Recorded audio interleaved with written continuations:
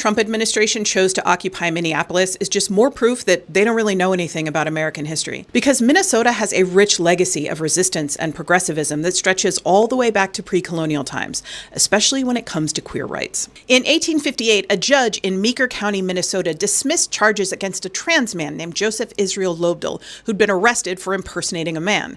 The judge ruled that women had the legal right to wear men's clothes, and therefore Lobdell had committed no crime.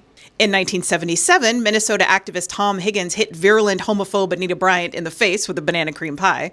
And in 1971, Jack Baker and Michael McConnell found a way to get a marriage license in the state of Minnesota. Let's talk about how they did it. Welcome back to Yesterqueers. My name's Amanda, and I'm a public historian of queer history. Jack Baker and Michael McConnell met in October of 1966 when a mutual friend introduced them at a Halloween party in Norman, Oklahoma. Michael said in later interviews, Jack was fit and handsome. His dazzling movie star smile and subtle charm had my heart aflutter. But I figured this had been a terrific one-night stand and I'd never see Jack Baker again. But turns out the two of them were terrible at one-night stands because they started dating. And in the spring of 1967, Jack proposed and Michael said yes. But they weren't sure exactly how they were going to get married because they didn't want to just have a ceremony. They wanted a legally recognized marriage so that they would have all of the rights and privileges and protections that come with it. So when Jack left the Air Force in 1969, he enrolled in law school at the University of Minnesota, specifically so that he could figure out a way to legally marry Michael. Yes, Jack Baker got an entire law degree because he wanted to marry his partner. If he wanted to, he would, y'all. One of the very first principles that Jack says he learned in law school was that anything not prohibited by the law is permitted. At the time, Minnesota's marriage statute did not mention gender, and there were no laws that specifically forbid same-sex couples from marrying, so they decided they would try the straightforward route first. On May 18, 1970, Jack and Michael went and applied for a marriage license in Minneapolis, which is in Hennepin County. But the clerk of the district court, Gerald Nelson, denied it. So then they sued Nelson in federal court in an effort to compel him to issue the marriage license. The case dragged on for more than 2 years and eventually made it all the way to the Supreme Court with the support of the Minnesota Civil Liberties Union. As long as the case was still winding its way through the court system, the issue of whether or not two men could marry remained unresolved. But Jack and Michael knew that they were on a clock.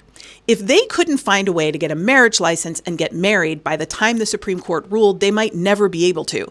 Because if the Supreme Court ruled against them, that would set the federal precedent that marriage was only between a man and a woman. So they got creative. First, Michael adopted Jack so that they would have inheritance and legal protections. We've talked before about gay couples doing that. And as part of the adoption, Jack changed his legal name to the gender-neutral Pat Lynn McConnell. Then they went to visit friends in Mankato, which is in Blue Earth County. Blue Earth County only required one person to be present to apply for a marriage license, not both. And because this was the days before the internet and shared databases, the clerk in Blue Earth County didn't know that they'd been denied in Hennepin County or about the adoption, and issued a marriage license for Michael and Pat Lynn with no questions asked. They wed in Minneapolis on September 3rd, 1971, in the middle of a brutal heat wave.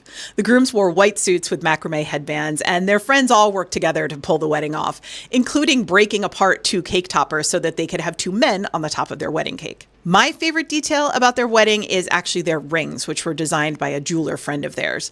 If you put them side by side one way, they read Jack loves Mike, and if you do it the other way, they read Mike loves Jack. A Methodist pastor named Roger Lynn performed the ceremony and signed the marriage license, which they rushed to submit to the county registrar. When the county attorney found out that Jack and Michael had obtained their marriage license in Blue Earth County, he made a public statement that it was invalid, but crucially, he did not go to court to have it rescinded. Also crucially, Jack and Michael's marriage license was never officially recorded. They submitted it, but it remained Schrodinger's marriage license for decades, not denied or rescinded, and also not filed. In October of 1972, the Supreme Court declined to hear Baker v. Nelson, taking the position that marriage was a state issue and there was no substantial federal question. That left the lower court ruling that marriage was between a man and a woman in place. Jack and Michael continued to try to prove the validity of their marriage by filing joint tax returns, which the IRS rejected, and by petitioning the VA for spousal benefits for Michael, which they did not get.